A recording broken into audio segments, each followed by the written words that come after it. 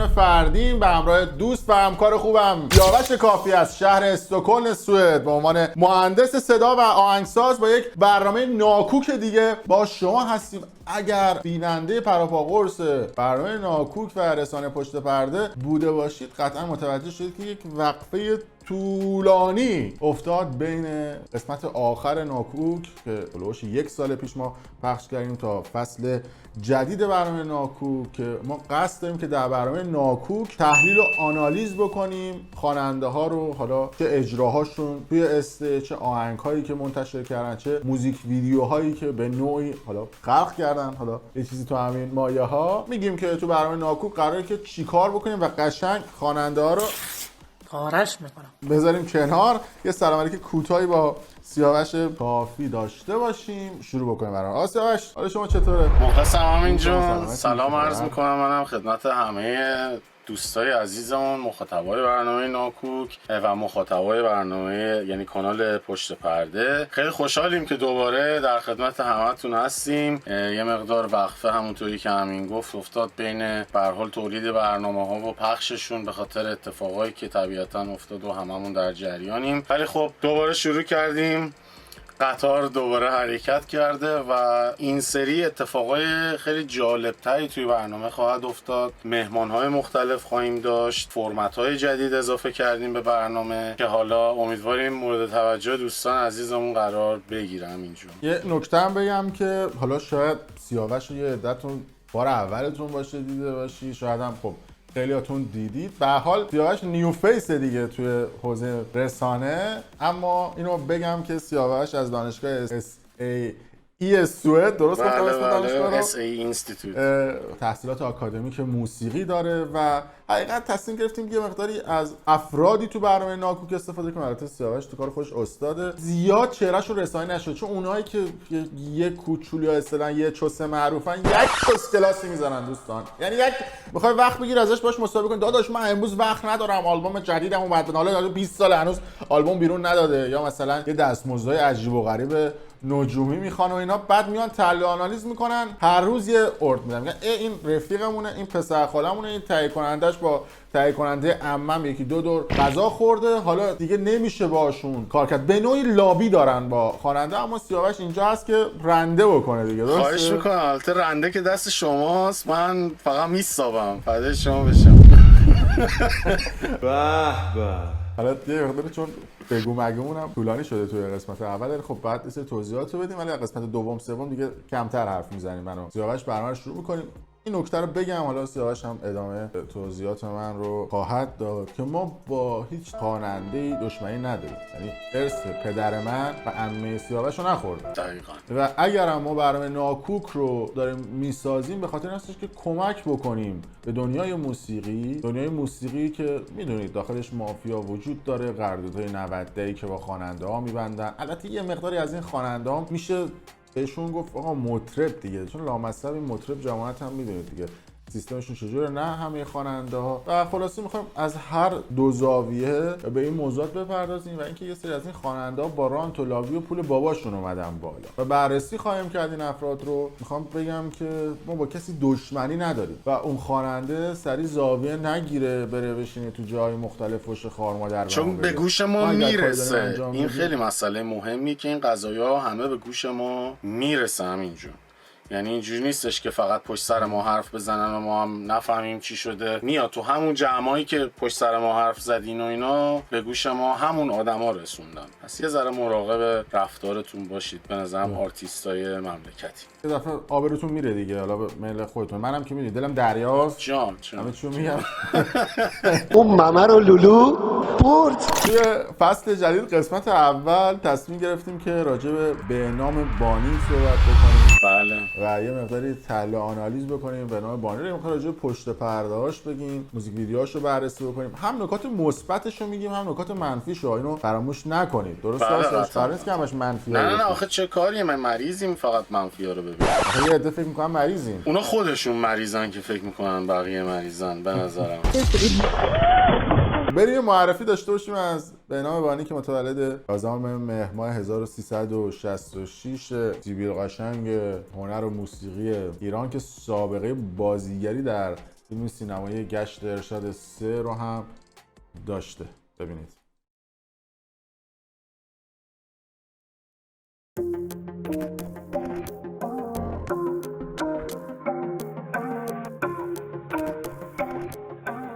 به آیتم بیوگرافی خیلی خوش اومدین. امروز به آرتیست موسیقی پاپ آقای بهنام بانی قراره بپردازیم.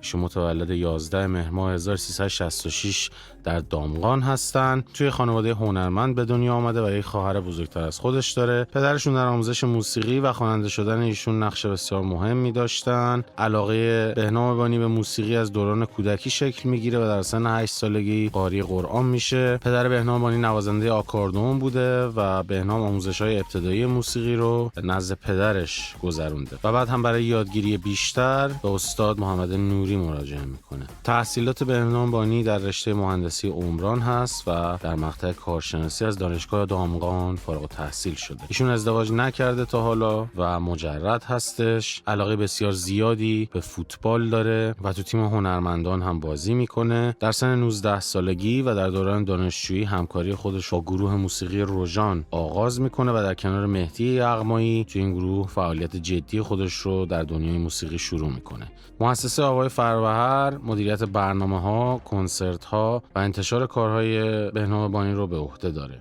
اولین کنسرت بهنام بانی 20 مرداد سال 96 در سالن میلاد نمایشگاه بین‌المللی تهران برگزار شد. تمامی بلیط‌های این کنسرت در کمتر از 15 دقیقه به فروش رسید. حامد برادران آهنگساز، تنظیم کننده و تهیه کننده موسیقی از دوستای صمیمی بهنام بانیه و آهنگسازی و تنظیم اغلب کارهای بهنام بانی رو به عهده داره. ماجرای آشنایی بهنام بانی و حامد برادران هم توسط یکی از دوستای هنرمندشون اتفاق میفته. دوست مشترک بهنام و حامد این دو رو به هم معرفی میکنن. توی دفتر حامد برادران با هم آشنا میشن و شروع به همکاری میکنن. بهنام بانی به تازگی فعالیت بازیگری خودش رو هم آغاز کرده. اولین تجربه بازیگری اون در سریال پایتخت به کارگردانی سیروس مقدم و تهیه کنندگی الهام غفوری نوروز سال 99 روی آنتن شبکه 3 سیما رفت و بعد از اون هم دومین تجربه بازیگری خودش رو در فیلم گشت ارشاد 3 به کارگردانی و تهیه کنندگی سعید سهیلی در سال 99 رقم زد. از سال 1392 تا 1399 30 اثر رو منتشر کرده و در سالهای 1396 همه دنیام، 97 اخمات و واکن، 98 فقط برو و 99 قرص قمر 2 رو ویدیوهاشون منتشر کرده. این مختصری بود از زندگی بهنام بانی و آیتم بیوگرافی ایشون. برمیگردیم به استودیو همراه امین فردین و برنامه رو ادامه میدیم.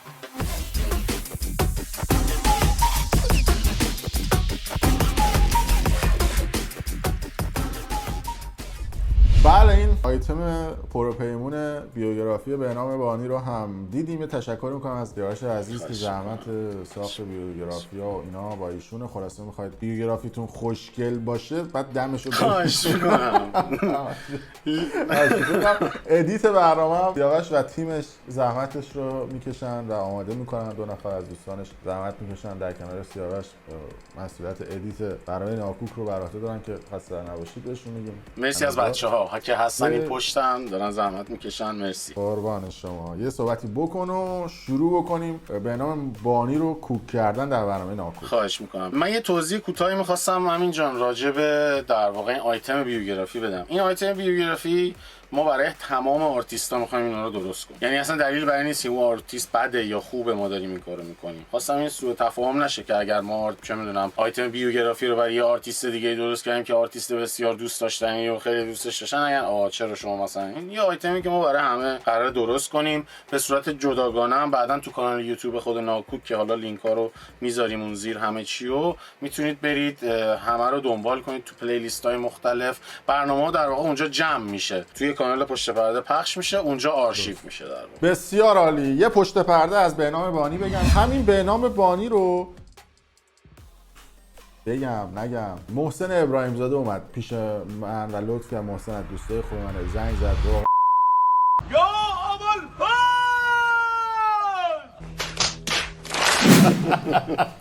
آقا زشت آقا برادر من چه حرکاتی میکنید. بعد میدونی مشکل چیه سرش راجع بیشتر خواننده های توی ایران؟ مشکل اینه که ما میایم افشاگری میکنیم، بعد میان راجع به مشکلاتشون به من میگن، بعد ما بدون اینکه اسم این خواننده ها رو بیاریم یا بگیم آقا مثلا فلان خواننده فلان مشکل رو داره، مشکلشون رو تو مدیامون مطرح میکنیم. یعنی میگیم آقا فلان خواننده قراردادش 90 بسته، فلان خواننده تهیه کنندش انحصاری بسته.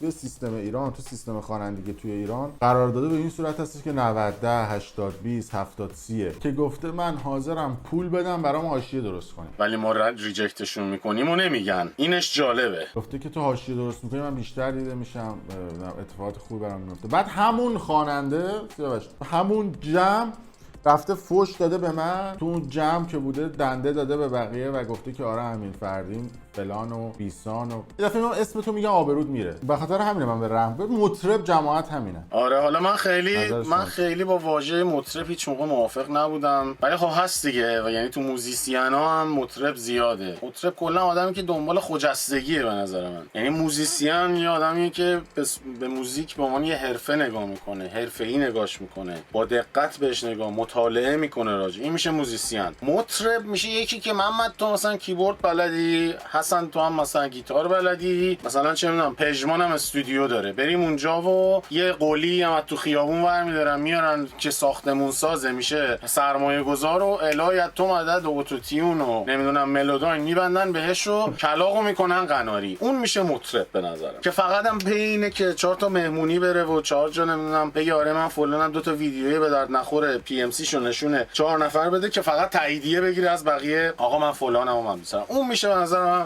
مطرب. ولی موزیسین ما خیلی زیاد داریم که آدمای درستی هم واقعا، ولی خب به خاطر امثال همین مطربایی که شما میگی همینجون فرصت کار پیدا نمیکنه. خب به خاطر اینکه پول میتونه توی ایران صدای قاز رو به صدای خفن بده. یعنی پول بدی شما یه کاری میکنن معروف بشی، امتحانش هم رایگانه، پول به ما بدید ببین چجوری معرفتون. اصلا کاری همه جای دنیا اثبات میکنیم بهتون. اصلا همه جای دنیا همینه. اثبات بهتون میکنیم که با پول چجوری میشه این اتفاق رو رقم زد. ولی خب حالا آقای خواننده، شمایی که توی ایران با یه رانت و با یه لابی و خودت هم بهتر از بقیه میدونی که با رانت و لابی جای 10 تا خواننده با لیاقت‌تر از خودت رو گرفتی و به یه جایگاهی رسیدی، ولی قدر اون جایگاهت رو نمیدونی. در صورت واسه نظرت چیه؟ بریم روی موزیک ویدیوهای بنا. اجازه بده بریم توی آیتم آنالیز که در واقع موزیک ویدیوها رو نگاه می‌کنیم بهشون و آنالیزشون می‌کنیم. بریم اگه موافقی.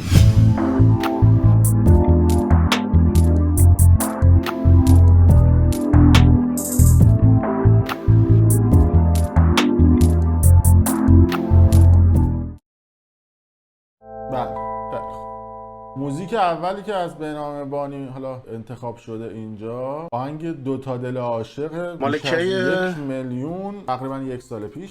آره 1 سال پیش توی پلتفرم یوتیوب به تنهایی 1,200,000 ویو خورده. ببینیم با من تا آخرش باش، بگو باشه. این فکر کنم موزیک ویدیوی گشت ارشاد 3 بوده. تنظیمش رو حامد برادران انجام داده بوده. حامد برادران هم داشته مقداری دیگه کیمیا بازی برای در میارم پشمات بریزه. یه کدی بود که فقط خودش میدونه. بفهم راستی باش توضیح داری یا نه؟ من فقط یه چیزی می‌خواستم بگم که این فکر می‌کنم تیکه‌های فیلمو بریدن و یه سری تصویر اضافه کردن بهش، در واقع شده موزیک ویدیوی این کار. فکر می‌کنم از این چیزی مدل. آره دیگه بعضی از خواننده‌هایی که انتخاب میشن برای فیلم و سریال‌ها میدونید که پول میدن به تهیه کننده. بله.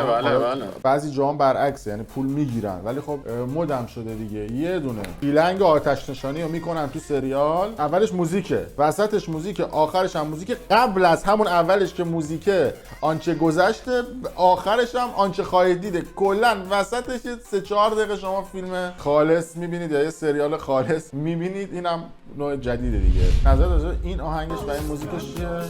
ببین موزیکای بهنام بانی و من یه صحبتی راجبش دارم. کلا صحبتم هم اینه که ایشون اصولا از یه فرمت موزیک استفاده میکنه، یه سری 6 و 8 های خاص و بستکی و اینا خیلی استفاده میکنه توی کلا بندری برادران زحمتشون میکشه دیگه. آره دیگه یعنی یه جورایی سری دوزیه قضیه. من خیلی نوآوری هیچ موقع ندیدم تو موزیکای ایشون، که مثلا هیت هم زیاد داره. جالبیش اینجاست که کاراش هیت میشه ولی خب صرفا به خاطر به نظرم موزیک نیستش که هیت میشه، به خاطر اینه که خب اون یه الگوییه که از قبل خیلی‌ها میدونن که تو صنعت موزیک پاپ اتفاق میفته دیگه. یه الگوی مشخصی سوراخو پیدا میکنن دیگه اصطلاحاً، کاری که مثلا من دیدم دیگه مسعود جهانی هم میکنه، یعنی یه سبک موزیک آفرین سوراخو پیدا 1000 تا می‌کنه، کپی حاملش ازش می‌کنه. میزن. آفرین. به اصطلاح میگن کوچه بالایی و کوچه پایینی میزنن دیگه، دو تا تمپوشو میبرن بالا، 4 تا تمپوشو میبرن پایین. آفرین 4 تا گامشو عوض میکنن و اینا میدن به یکی دیگه. بعد پروژه هاشون آماده است، یعنی پریست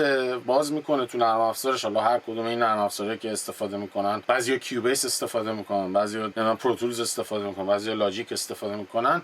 پریست آماده دارن، یعنی پروژه آماده است، میارتش بالا، فقط گامو عوض میکنه، نمیدونم به قول همین تمپو رو عوض میکنه، میشه موزیک جدید. یه چیزی هم در مورد این ویدیو هم بگم، اینم همونجوری که دیدیم همین تا به اینجای کار یه بخشایی از اون سریال بوده و 2 تا لایو ایشون که بریدن کات زدن تو هم، یعنی خیلی به نظرم موزیک ویدیوی خاصی نبوده.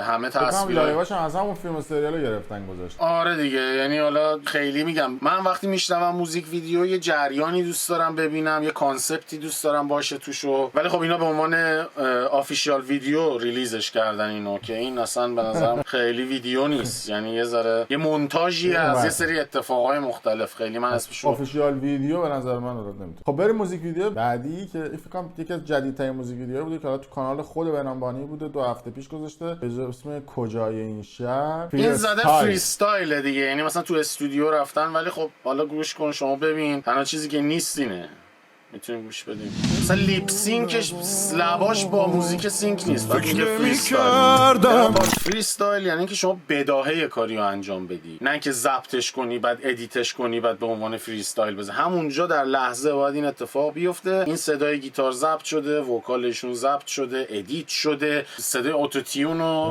ملوداین و قشنگ همه چی. حالا اون ویدیو فقط چیزه، یه دوربین ساده گذاشتن که بگن آها مثلا ادیت نشده است، ولی تمام موزیک و تمام صدا ادی ریورب استودیویی روشه. و بعد آدم کجای دنیا رو شما دیدی موقعی که یه نفر میخواد واقعا صداشو ضبط کنه هدفون گوشش نباشه، بعد همینجوری اونم از اسپیکر داره لابد صدا رو پخش میکنه، مانیتور فلان، بعد دستش هم تو جیبش نگاه مثلا آره در ونک وایساده، اومده مثلا فلافل از این کارتونا کجای قانونی داره دیگه فری استایل بودن و اینا. این دیگه فری استایل نیست، این قشنگ یه ویدیویی که با یه دوربین ضبط شده در واقع. به گوش بدیم ببینیم چی میگه. یه نمه بارون میزنه هر چی خود. آقا منی که الان دارم برنامه ناکوکو ضبط می‌کنم دوستان، یه گوشی این ورمه، خب یعنی یه لاین صدا رو از این ور میگم، یه گوشی این ور متفاوت هم هستن گوشیم، چون از 2 زاویه مختلف دارم 2 صدای مختلف رو دریافت می‌کنم. یه صدا ارتباط لایو ما در حین ضبط شده، یعنی حالا داریم ضبطش می‌کنیم ولی ارتباط ما لایو با هم دیگه در این لحظه. بله دقیقاً. با یه گوشی من دارم لایو صدای سیاوش از سوئد میگیرم، استکهلم سوئد میگیرم، با یه گوشی من دارم صدای مانیتور رو میگیرم. خب حالا اینا با یک باکس صدای حالا کوچولو اینور داره ضبط میشم، چون کوچولو هم نیست، فشاری هم داره ولی میخوام به شما بگم که ما برای یه برنامه ساده با 2 تا گوشی داریم. حالا سیاوش هم همینطور قضیه نشون بده ببینم رخ بنمونم گوشیت کجاست. گوشیم اینجاست، من گوشیم اینجاست. گوشیای چیزمو میگی؟ گوشی هدفون منظورم آی کیو. بفرمایید اینا گوشیای گوشی من تلفنم 2 تا اینجا 3 تا مسابقه است داشت درارم و اینجا همه چی هستیم بغله. بگو کجای این شهر. مثلا آقا اون ریور به اون پشت صدای دشت و دمن بود، مثلا امکان نداره اونجوری صدا بده آخر فری استایل. بنابراین علاوه اینکه عکسشو فتوشاپت میکنه و چکم میده تو دیگه. حالا من با اونش مشکل ندارم خیلی، اون به خودش ربط داره. اونش به خودش اصلا ربط داره. نه میگم همونجوری که عکس‌ها رو فتوشاپت میکنه صداش هم آره صدام ادیت فراوانو ببینیم. این ویدیو 2 سال پیشه ها. آره این 2 سال پیش اولش 3 میلیون ویو خورده، بیشتر ویدیوهای معروفش رو سعی کردیم انتخاب کنیم. اینم آفیشیال ویدیوه.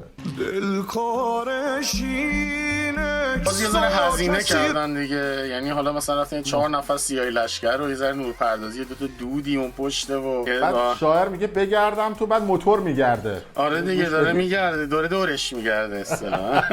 یعنی عاشق خلاقیت کارگردانم. تو دنیا آقای حسین لشکری، من اسمشون تا حالا نشنیده بودم. تصویرشون قشنگه واقعیت، حالا سوای هر چیزی، یعنی خود رخ تصویر مدرن و ترتمیزه، فقط استوری لاین رو متاسفانه دوباره نداریم دوستای گلم، یعنی بازم خواننده رو گذاشتن وسط یه محیطی. آره باز حالا میگم باز این یه ذره هزینه شده، یه 2 نفر اونور 2 تا ست مختلفه، یعنی باز یه ذره یه کارایی کردن ولی در نهایتش هیچ هدف خاصی توی تصویرها و توی در واقع اون ماهیت من اگه قصه. تو می‌خواستی چون سیاوش هم علاوه بر اینکه کار مهندسی صدا و آهنگسازی رو انجام میده، یکی دیگه از کارهایی که توی سوئد انجام میده کارگردانی و ساخت موزیک ویدیو هم هست برای بسیاری از بزرگان موسیقی کشور سوئد، آلمان، دانمارک که به قول خودشون دنمارک، همون اون سمت اسکاندیناوی و فنلاند و جای مختلف هم کار زیاد ساختی سیاوش. اگر تو بخوای مثلا یه همچین موزیک ویدیویی رو براش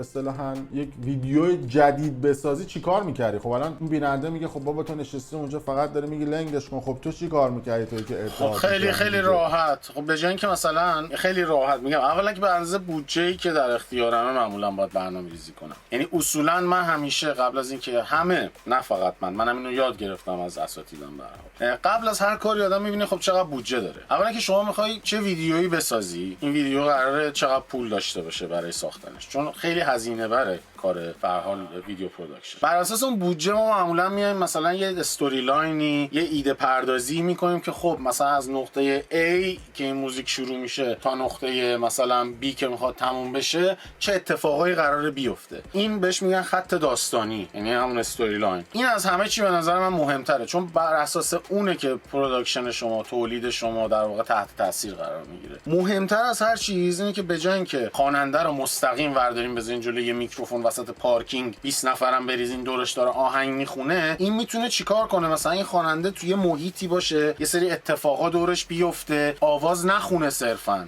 همیشه لازم نیستش که اینجوری چه خواننده بخونه توی موزیکش، تو موزیک ویدیوش. خواننده میتونه یه کاراکتر از اون داستان باشه، یه شخصیت توی اون داستان باشه. میتونست مثلا اینی که داره میگه آی نمیدونم دورت بگردم، قربونت برم، فدات بشم و همه اینا، میتونست یه داستان خیلی جذابی ازش طراحی کنه. مثلا چه میدونم اون خانومی که ایشون میخواد دورش بگرده مثلا یه خانم خیلی با کلاس و چه میدونم خانم رئیس خیلی درست حسابیه، ایشون هم مثلا یه کارمنده. ایشون من دارم مثال میزنم، کلا این موزیک ویدیو رو تیز کردی دیگه، سناریوشو مثال گفتم دیگه که این میتونه آلترناتیو ما چی باشه.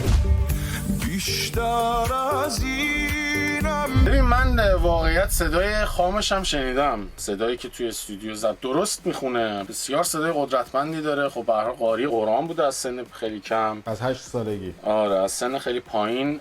گوشش گوش موسیقاییه یعنی در واقع، ولی خب مشکلم داره دیگه طبیعتا. یعنی الان کمتر خواننده پیدا میشه که الان بدون اتوتیون و ملوداین باشه، ولی خب ایشون لایواش هم من دیدم، لایوم خیلی وقت درست میخونه. مشکلم دارن الان دیگه پلی بک هم قاطیش میکنن، یعنی اینجوری نیستش که 100% من بگم این یه آرتیست تراز اوله خیلی گردن کلفتیه که واقعا هیچ جایی برای سوال نمیذاره. مثلا یه آرتیست شاید معمولی باشه خیلی. از 100 بخوای بهش نمره بدی چند میدی مثلا؟ از 100 اگه بخوام عادلانه بهش بدم 70 بهش میدم واقعیت، چون صداش بسیار صدای قدرتمندیه. نمیتونی بگی اینجوری نمره خوبیه. آدم من دازش مثلا میگی 55. نه خب اون بی انصافی میشه دیگه، چون اگه من بخوام بهشون من خودم 55 مثلا به یه سری باید بگم منفی 50 مثلا جور ده. آره یعنی به هر حال یه چیزی هم باید مثلا میدونی من به کی میدم 100، به کی واقعا 100 واقعی من به کی میدم؟ استاد شجریان. بله اون که 100. این تو پاپا به کی 100 میدی؟ تو پاپ حمید حامی رو قدیمش رو بهش 100 میدادم، الان واقعیت جدیدن دیدم لایواش یه ذره خراب شده و بعدش هم فعالیتی نمیکنه. نیما مسیحا قدیم واقعا یه 90 شاید مثلا رو به 100 بود. خب پس به حمید حامی شما قدیمش 100 میدی، به شجریان 100 میدی، 100 میدم. بعد به پسرش هم میدی؟ به همایون هم یه 95 واقعی میدم.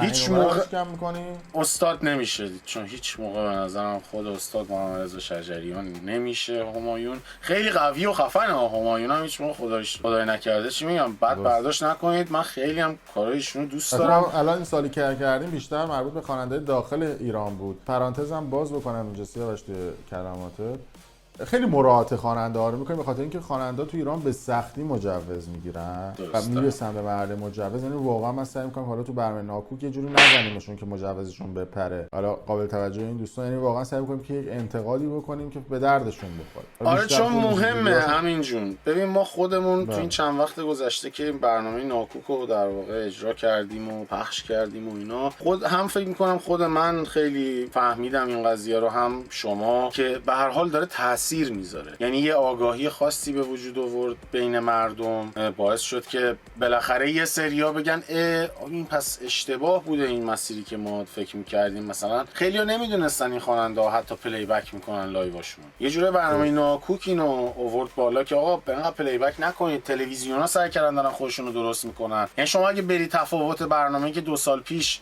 کانال‌های تلویزیونی ایرانی واسه نوروزشون و اینا دادن بیرون نگاه کنید با تفاوتی با برنامه‌ای که امسال تولید کردن، واقعا میفهمی که چقدر زمان گذاشتن که اون اتفاقا دیگه نیفته. و همین به نظر من خودش خیلی چیز مهم و خیلی هم بزرگ از دیدگاه من. یه پرانتزم اینجا باز بکنم که لینک ویدیوهای قبلی ما رو میتونید توی توضیحات این ویدیو ببینید. کانال یوتیوبی ناکوک هم ما داریم، علاوه بر کانال پشت پرده تصمیم گرفتیم که ویدیو رو توی کانال یوتیوب پشت پرده بذاریم چون مخاطباش بیشتر هستش و همزمان توی کانال یوتیوبی ناکوک هم میذاریم. من لینک کانال یوتیوبی ناکوک هم میذارم که آرشیو کامل ویدیوها با دسته‌بندی تر و تمیز اونجا هست. برنامه‌ای که حالا ما توی 2 سال پیش 3 سال پیش ساختیم و شروع کردیم، تقریبا 2 سال میشه از اولین برنامه ناکوک ساخت. بریم جلو ببینیم که پارکینگ خب ببین از این ورم اینو دوتا با هم موتور سواری میکنن، این ورم ایشون داره میخونه. ایدهش ببین ایده جالبیه به نظرم اتفاقا.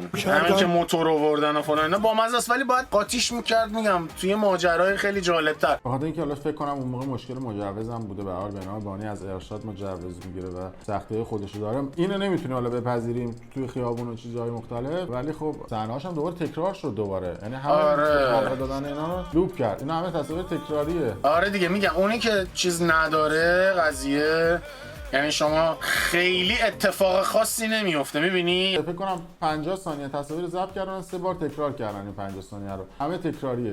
ببین مثلا دقیقاً اینو معلومه رفتن تو اون لوکیشنی که پشتش نور پردازی و اینا داره، قشنگ اونجا یه 10 بار اینو هی گرفتن، هی دوباره از اول دوباره لوپش داره میکنه تو این ویدیو. الان چهارم داره. آیه حاتمپور، برادران حاتمپور، آوای فروهر، جفتشون هم دوستای خوب منن، ولی خب دیگه حالا سعی کنن داشت.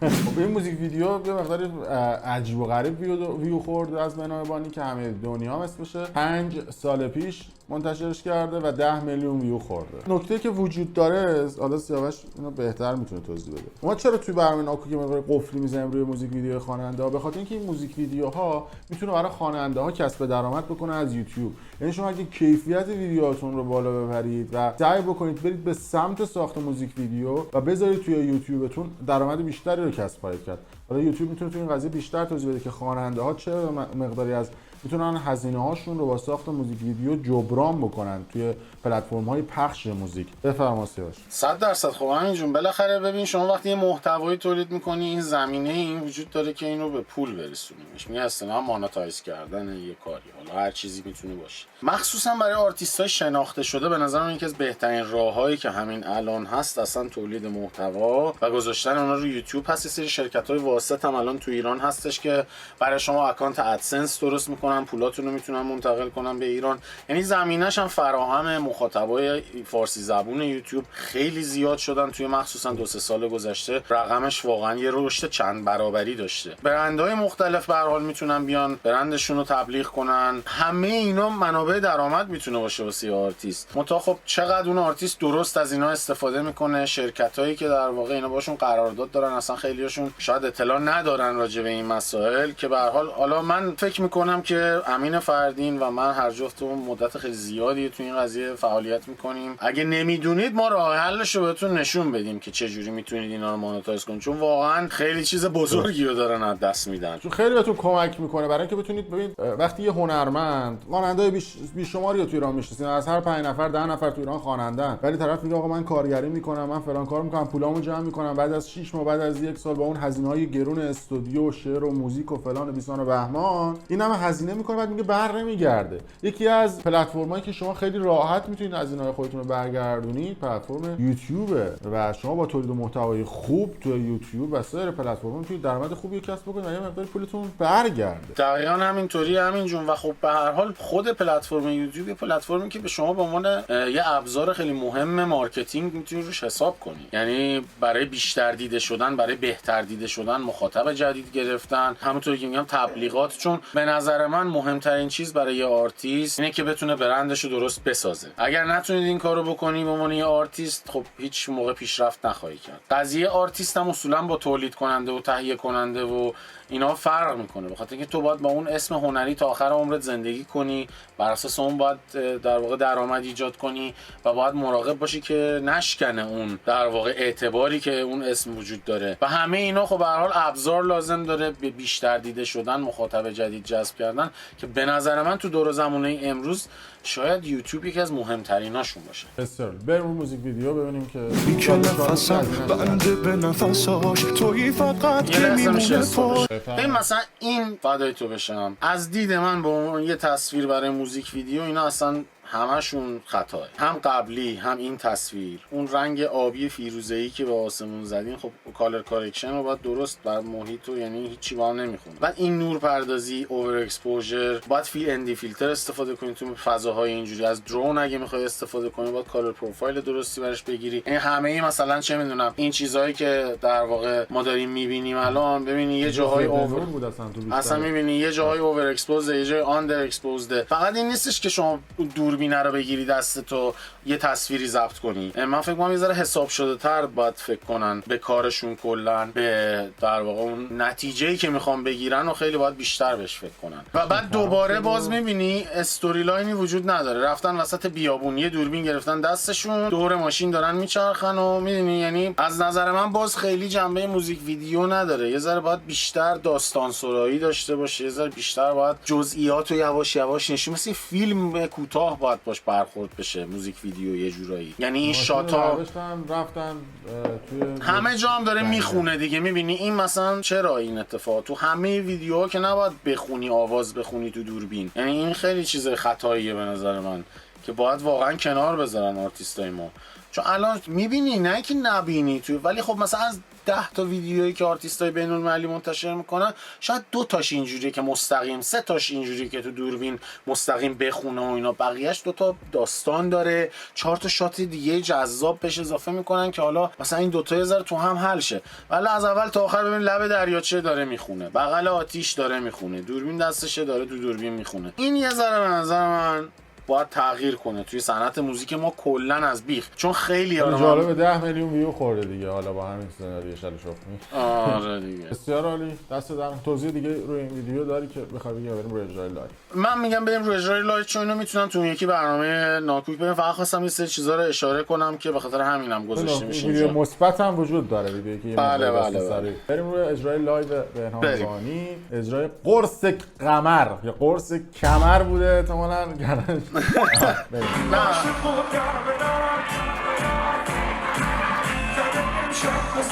مثلا این ببین الان قشنگ قاطیش بک‌گراند میکس داره، یه اکو صدا هم داشت مگه؟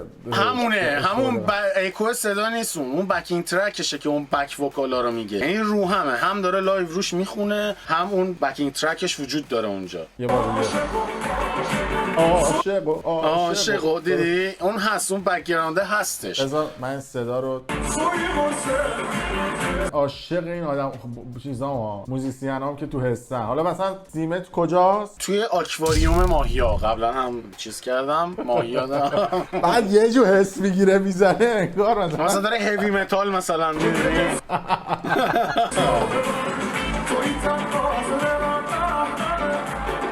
ولی خب نور پردازی و اینا بهتره دیگه. یعنی بازم میبینی نه اونم هزینه کردن، ولی باز میبینی یعنی اون طراحی که باید میشده درست انجام نشده. یعنی دیگه الان مثلا دور و زمانه این مدل استیج درست کردن یه جورایی رو به پایانه که تو سکونس‌های ثابت اینجوری تک ضربه‌ای بذاری روی نورتو. الان دیگه میان LED والوم درست میکنن، والیوم درست میکنن، نورای خلاقانه ایجاد میکنن، همینجوری اسپاتلایت انداختن رو خواننده، اون پشتم نور بنفش و چیز ضبطری داره. پارتی خونگی که نیست. میگم مثلا دیجی مثلا فیلانو آوردیم تو خونه مهمونی گرفتیم، نور همینجوری. کنسرت هست دیگه. خب بریم بعدی. بریم. مثلا اینا داره لایو میخونه. اینا مثلا داره لایو میخونه. هم داره میشه لایو یا نه؟ نه فکر نمی کنم. یه بار دیگه میشه گوش بدیم. چرا داره میشه؟ من با اون اتوتیونه معجزه نمیشه کرد، یعنی باید درستم بخونی که اون بتونه اصلاحش بکنه. ایشون درست میخونه، اون طبیعیه، یعنی به هر حال همونجوری که قبلا هم گفتیم درست داره میخونه، لایو هم داره میخونه، ولی خب اونم هست. دلیل بر این نمیشه که اون نباشه یا اون بکینگ ترک نباشه. اینه داستان که خب تقریبا میگم همه این کارو میکنن دیگه الان. ولی خب نسبتا بازم دارم میگم نسبت به کسایی که تو ایران دارن فعالیت میکنن، لایو میکنن، ایشون جز اون خوباست که لایو خوب میتونه. دیگه نمره 70 دادی بهش دیگه. دادم بهش به خاطر اینکه واقعا میتونه بخونه، ولی حالا میکنه این کارو یا نه جای سوال داره بعضی جا. خب این قسمت آنالیز کردن موزیک ویدیوها و اجرای لایوش بود. اون قسمت کپی پیست کردن های خواننده ها که یه قانونایی رو باید یه ریز رعایت بکنید. آقا وقتی کاور میکنید کوچه بالا یا کوچه پایینی اینو استفاده میکنید اینجوری مچتون گرفته میشه. درسته آسیاوش؟ بله دیگه. آقا دم شما گرم. بریم آیتم کپی پیست رو ببینیم که چند تا آهنگو کاور کرده ایشون. بیا.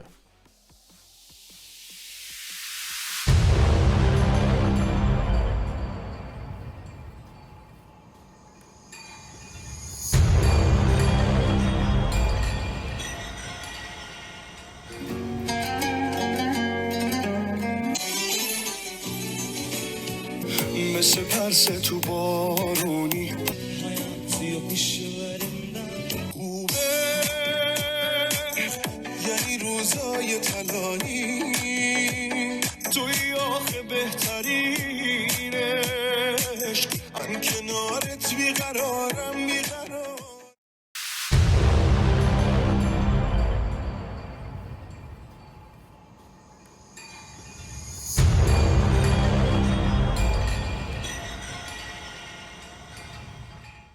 بله آقا سیاوش دو تا داشت، حالا اونایی که در اومده دو تاست دیگه، ولی خب حالا باید ببینیم رحم که کردیم بهش. شاید قسمت بعدی بشه. آره بستگی داره خیلی. چرا این کارو میکنن، کاور میکنن خواننده ها معمولا؟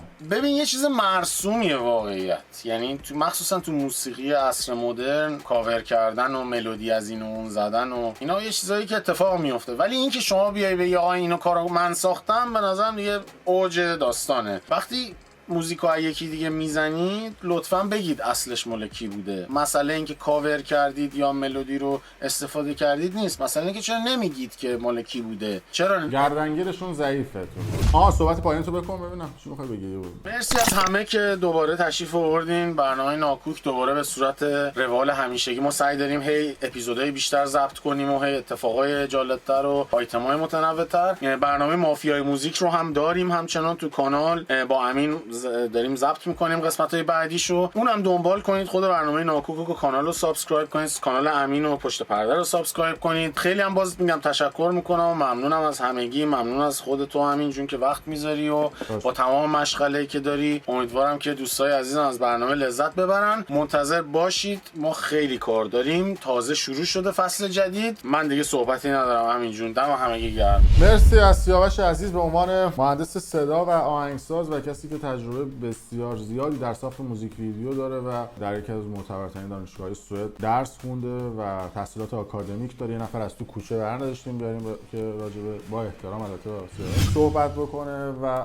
واقعا هدف اصلی ما کمک هستش به صنعت پررونق موسیقی نه سینما، و اینکه شاید خیلی علاقه‌مند باشن که بخوام وارد این صنعت بشن. استعدادهای خوبی هم اگر وجود داشته باشه، حالا ما به زودی آیتمی رو خواهیم گذاشت و از دوستان درخواست می‌کنیم که نمونه صدای خودشون رو برای ما بفرستن. اگه صدای خوب باشه واقعا روش سرمایه‌گذاری می‌کنیم. اون یه سورپرایز بزرگه دیگه، باید آماده باشن برای سورپرایز بزرگ از کانال ناکوک.